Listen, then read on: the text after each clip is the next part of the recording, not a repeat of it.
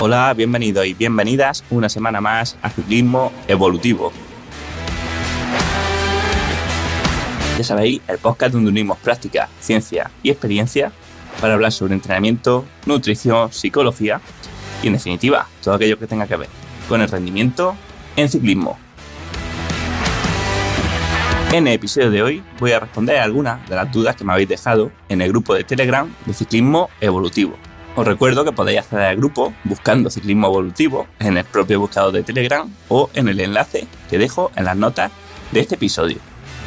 Este episodio está patrocinado por la Marcha Gran Fondo Sierra de Albacete, que será un evento en el que yo también participe el próximo día 2 de julio, que tiene 152 kilómetros libres con 3.000 metros de nivel positivo por una zona, yo creo que mágica para el ciclismo, y creo que lo digo con conocimiento de causa, pues conozco bastante bien el recorrido y la zona, donde se subirán puertos tan míticos como el puerto de la Borriqueta, que bueno, yo creo que todo el mundo de Madrid hacia abajo lo conocerá.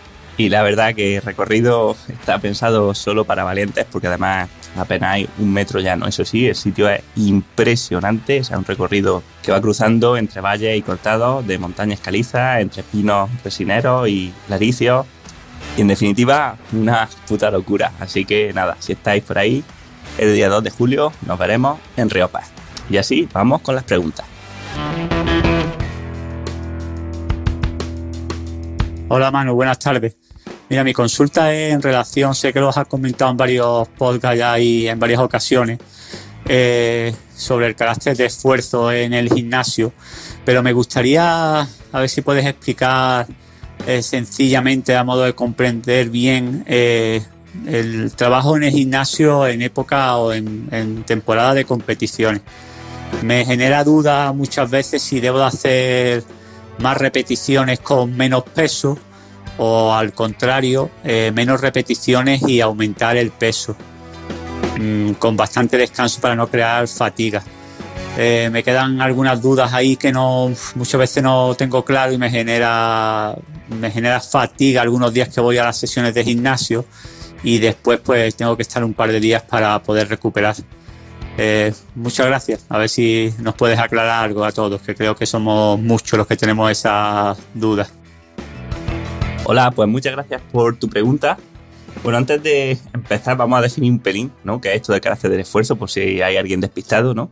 Y vamos a decir que el carácter del esfuerzo es la relación entre el número de repeticiones que hacemos en una serie y el teóricamente máximo de repeticiones que podríamos conseguir, ¿vale? Entonces, si estamos trabajando con un carácter del esfuerzo de 6/10, querría decir que estaríamos haciendo 6 repeticiones a la máxima velocidad posible para ese peso, con una carga, con un peso que podríamos levantar aproximadamente 10 veces, ¿vale?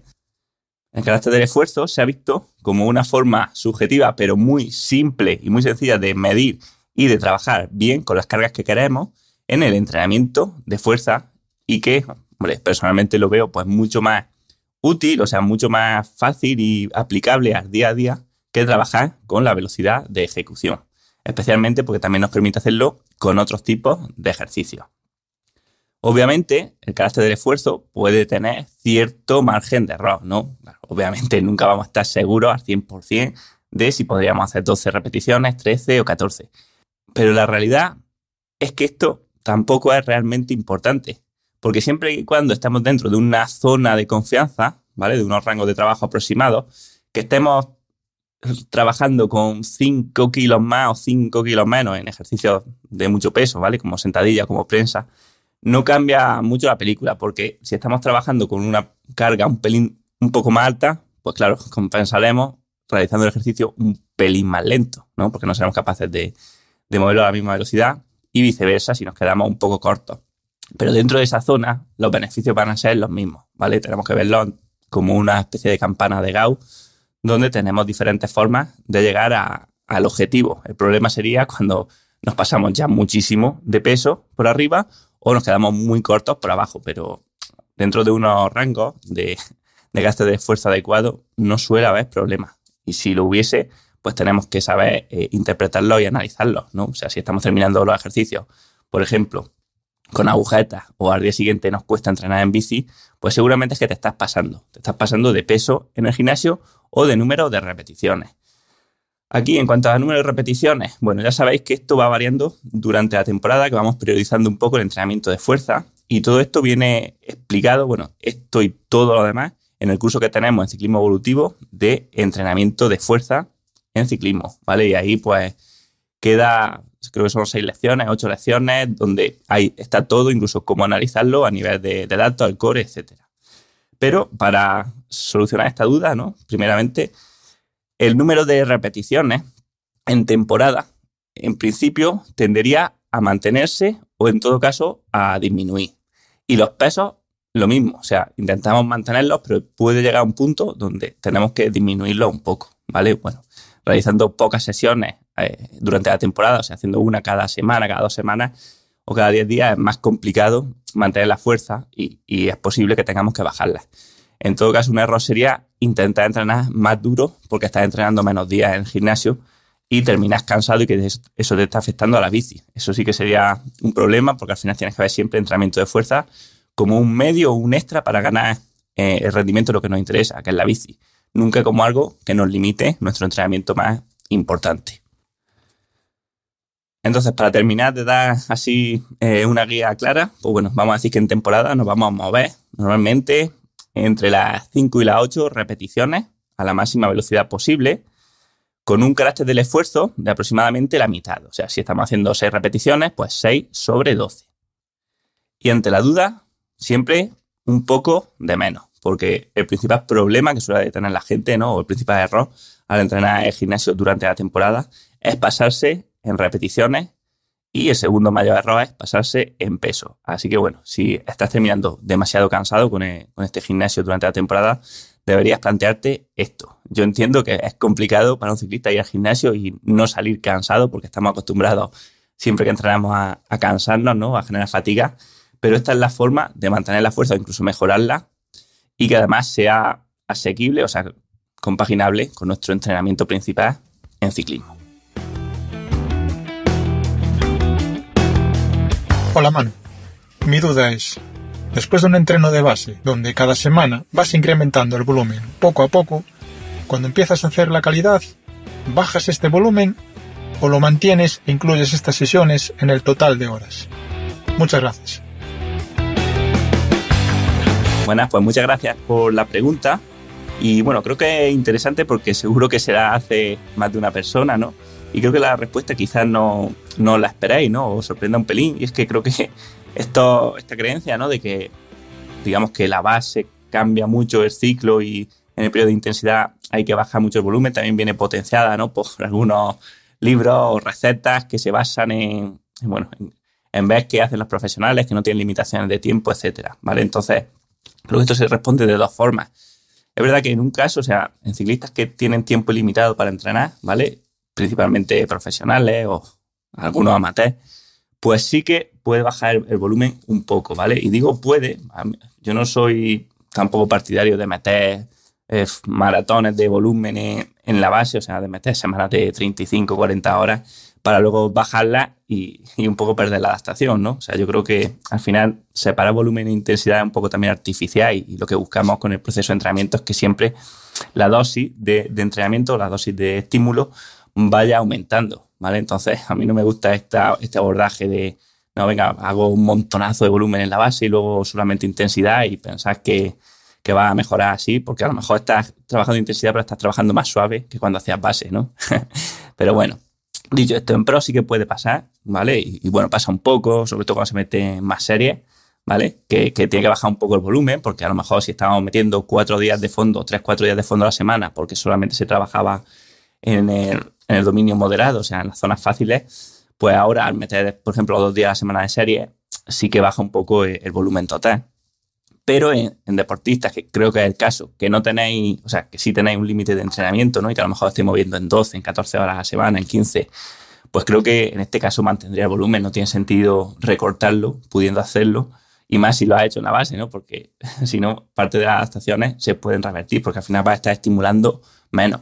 O sea, o a lo mejor en la base no deberías entrenar tanto, o ahora que está en el periodo de intensidad, si puedes mantenerlo, manténlo. Lo que sí se hace o sea, la distribución de las intensidades se va haciendo pues mucho más polarizada, ¿no? O sea, si antes estabas metiendo también durante la base algunos intervalos, como decimos, ¿no? Muchas veces, de meter intervalos interumbrales, o sea, lo que sería la zona 3 de Kugan, pues claro, lo que va a tender cuando pasa a un dominio, a un periodo más de intensidad, es a polarizar mucho más, o sea, hacer entrenamientos en lo que sería zona 1, zona 2, o sea, a ritmos bajos, y los días de serie por encima del segundo umbral, ¿vale?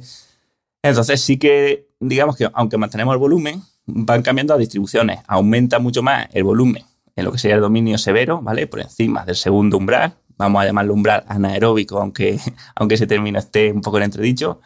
Y también aumenta el tiempo que pasamos por debajo del primer umbral del lactato, disminuyendo el tiempo entre los dos umbrales, ¿vale? Pero yo no bajaría el volumen, al menos no en lo que se llama periodo de intensidad. Otra cosa ya es cuando hablamos de entre competiciones o tapering. Ahí sí, ¿vale? Para soltar fatiga se suele bajar el volumen. Pero si estamos preparando, estamos entrenando sin competir todavía, no lo bajaría, ¿vale? Intentaría mantenerlo. Hola Manu, mira, me gustaría saber si usas algún tipo de test o manera o cómo estimas el primer umbral en los ciclistas que tienes. Venga, un abrazo.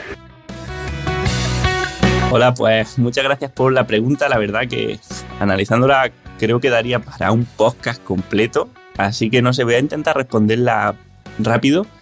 Y si veo que no, pues hago un podcast solamente sobre ello porque la verdad que da para mucho.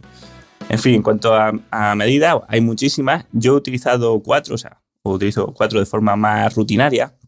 La primera sería, quizá por orden inverso a lo que la suelo utilizar, es DF-alfa 1, ¿vale? Que sí que lo hemos estado utilizando en algunos deportistas con test incrementales en rodillo, ¿vale? Lo que pasa que, bueno, de momento todavía solamente tengo 2 deportistas con estas bandas, ¿vale? De Polar H10 y con la aplicación para poder medirla.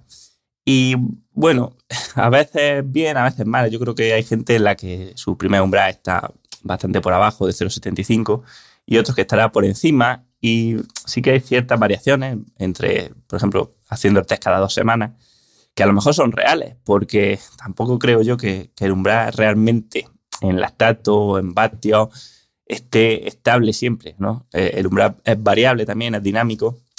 Entonces, bueno, creo que puede servir para tener una guía, está bien, DF-alfa para medirlo, y creo que es la forma también más barata.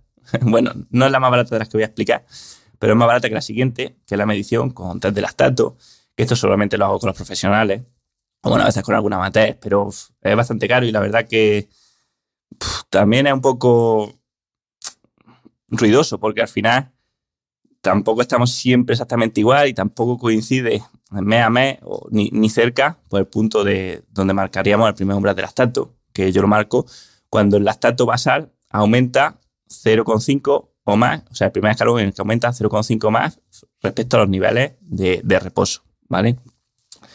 Luego tendríamos formas más fáciles, ¿no? Para hacerlo uno mismo. Pues bueno, creo que la potencia normalizada máxima que podemos mover en unas 3 horas puede ser un indicador bastante bueno de este primer umbral. Lo que pasa que, claro, nadie hace 3 horas a tope, lo podemos sacar de alguna carrera, o si hacemos entrenamientos interumbrales, más o menos tratar de estimarlo. Y luego otra forma, que es la última, pero quizás la que más fácilmente puede utilizar cada uno, porque aquí no tiene que hacer nada, es, bueno, aceptar todo el margen de error y quedarse y ponerlo a un 85%, ¿vale? Del FTP. Y diremos, no, pero es que cada persona no tiene los umbrales al mismo porcentaje de V2+. Y es cierto, pero si comparamos el primer umbral con el segundo, puesto que los dos están mediados por aspectos fisiológicos bastante similares, sobre todo a nivel mitocondrial, sí que reducimos en gran medida el margen de error. Y, hombre, obviamente que no lo vaya a sacar con precisión absoluta, pero para tener una referencia nos puede servir. ¿Y por qué digo esto? Porque en realidad determinar la potencia exacta a la que se da el primer umbral cada día en cada persona con todos los factores involucrados que hay en ella es una tarea hercúlea. O sea, con ninguna de estas 4 medidas en realidad estaríamos totalmente seguros. Pero lo que sí es bastante fácil es saber cuándo estás por debajo de este primer umbral o cuándo estás por encima del segundo. Y esto simplemente por las percepciones y las sensaciones lo sabemos. Dado que hasta la fecha no se ha comprobado que haya nada mágico en entrenar exactamente a la intensidad del primer umbral, es bastante más sencillo saber que estamos trabajando por debajo. Y esto, por ejemplo, si vas rodando y vas con una percepción de esfuerzo fácil de un 4, un 5 y vas que puedes hablar perfectamente con la persona, o sea, uno lo siente, uno lo sabe cuando va por debajo de este umbral, ¿vale? Entonces, aunque no lo sepas exactamente dónde queda en cada momento, lo que sí sabes, cualquiera que tenga un mínimo de escucha a su cuerpo, es que estás trabajando por debajo. O sea, si te tienes que quedar con algo de lo que he dicho, o sea, la realidad es que, aunque sea tan complejo que aún no lo comprendemos del todo, el proceso de llegar hasta la fatiga y la función que tienen estos hitos o estos umbrales en el rendimiento, lo que sí es muy fácil es saber cómo deberías actuar frente a esta incertidumbre y es haciéndote más fácil la vida. Cuando estés trabajando por debajo de umbral, lo vas a saber y no tienes por qué ir exactamente justo a la potencia de umbral o justo un pelín por debajo. Puedes ir bastante más por debajo sin tener realmente demasiados problemas y además guardándote las espaldas porque sabes que estos umbrales son dinámicos e irán bajando conforme aumente la fatiga.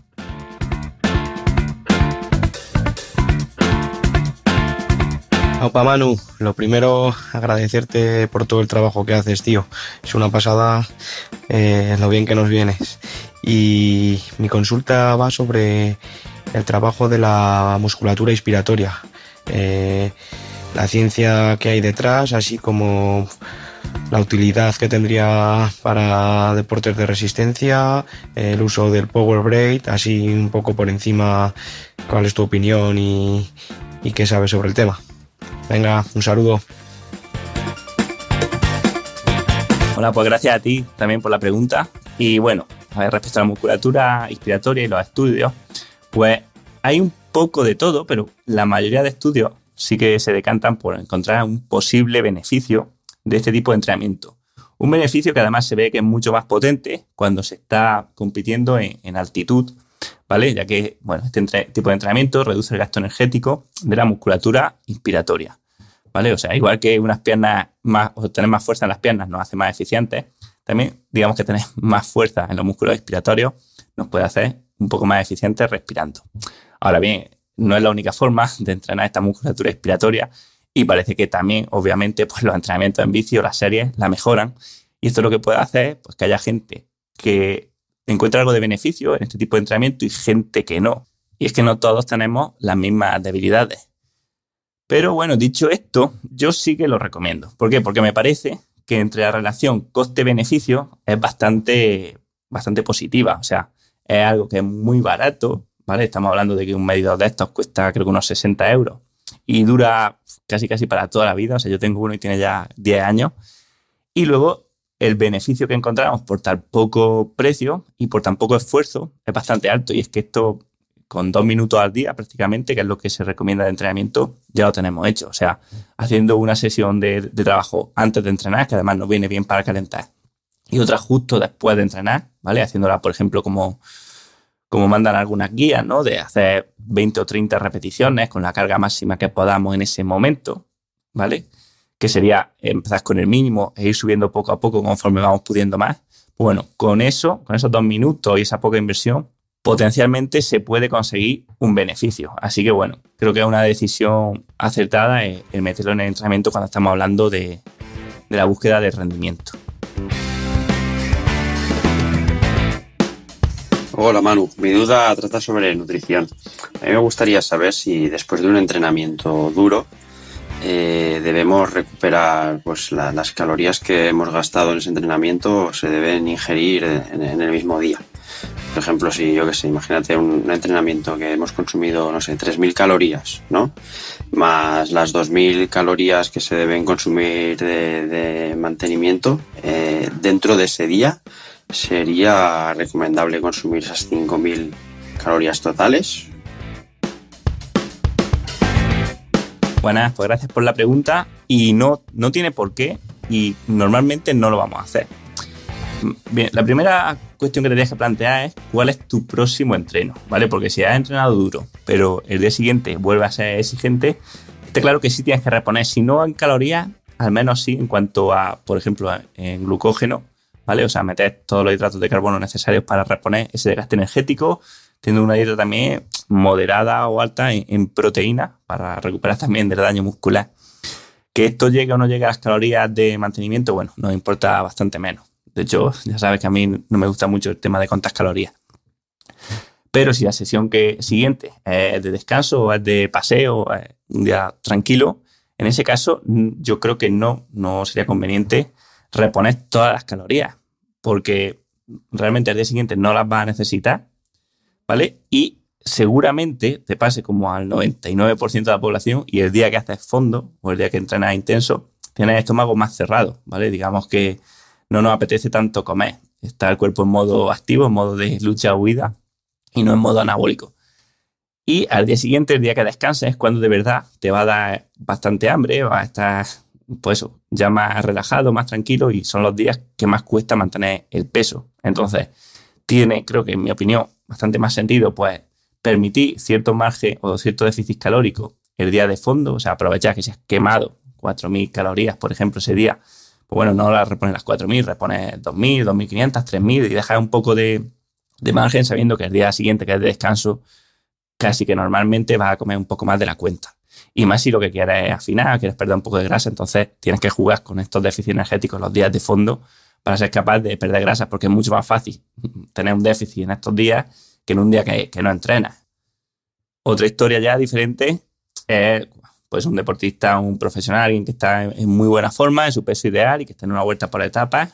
Ahí sí intentamos reponer casi la totalidad de las calorías perdidas porque no queremos seguir bajando de peso, ya que esto va a implicar también una pérdida de masa muscular. Y es que cuando un deportista está en su peso ideal, en su peso óptimo, pues ya el cuerpo intenta defender ese porcentaje graso y las pérdidas empiezan a ser a partir de otros tejidos como el músculo. Pero en el caso de la mayoría de los mortales que podemos todavía o tenemos margen para ir bajando de grasa, pues creo que lo mejor es dejar estos días de mucho volumen, pues cierto déficit calórico que compensaremos al día siguiente. Y hasta aquí el episodio de hoy. Si tenéis preguntas de este estilo que queráis que comenten en el podcast, pues hacérmelas llegar a través del grupo de Telegram, el Ciclismo Evolutivo. Y si os ha gustado este episodio, pues os agradecería que lo compartierais pues, con vuestros amigos, amigas, compañeros de grupeta y en definitiva con toda aquella persona que creáis que puede beneficiarse del contenido que tratamos. Y así, yo soy Manu Solafona y esto ha sido Ciclismo Evolutivo. Nos escuchamos la semana que viene.